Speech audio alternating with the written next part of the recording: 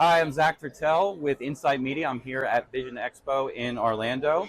I'm lucky to be joined by Jordan Stolz, Olympic gold medalist, American speed skater, and Oakley athlete. So thank you for joining us Thank you today. for having me. So we're here at the Oakley booth talking about eyewear innovations, and just thinking back to myself watching the Olympics, I felt like one of the things I noticed most was a lot of athletes, almost no matter what the sport was, were wearing various kinds of eyewear while competing. Right. So wanted to get your perspective when it comes to speed skating. Yeah. Just from the lens perspective, we can start there. What's so important when it comes to having the right lenses when it comes to being successful in speed skating? For me, with like the lighting in the rink, it's super bright. There's a lot of camera flashes and everything, but it's also like correlating when you have to enter the turn, you have to be within like, a foot of where the cone is. If you get too close to the cone and you kick it with your foot, you're disqualified. So when my foot's going out to the side, I have to use my peripheral vision to be able to see exactly where it's going. So if the lens is kind of, disorientated or it's not clear, and I hit that cone, I'm disqualified. So that's something that's really important for me, and not having it like too dark, like too low lighting.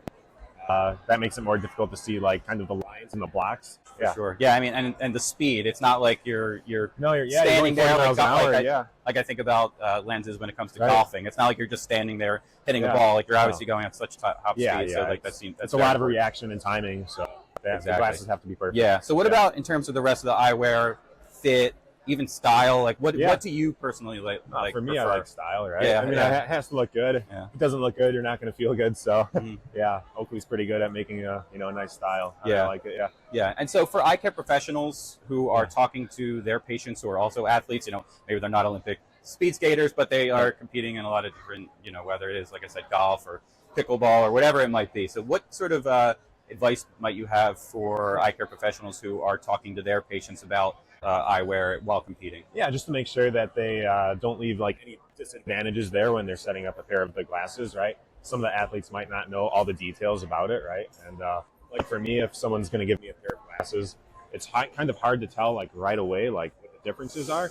But if they can go through all of that, because it has to be clear, right? Number one, of course, style is good, but it just has to be set up in a way that they're not getting any like kind of disadvantage from the certain pair of glasses they're wearing. So, yeah, absolutely. So, final question for you. So, I want to go a little bit more just into the training, the grind, everything that kind of goes in for you for becoming an Olympic gold medalist. So, most people, like I said, don't see that daily grind, and obviously, depending on the profession, a lot of people sort of have that daily grind that people don't see when building a career, day after day, week after week. So what kind of keeps you motivated? What keeps you going to have success in your field that maybe others could learn from?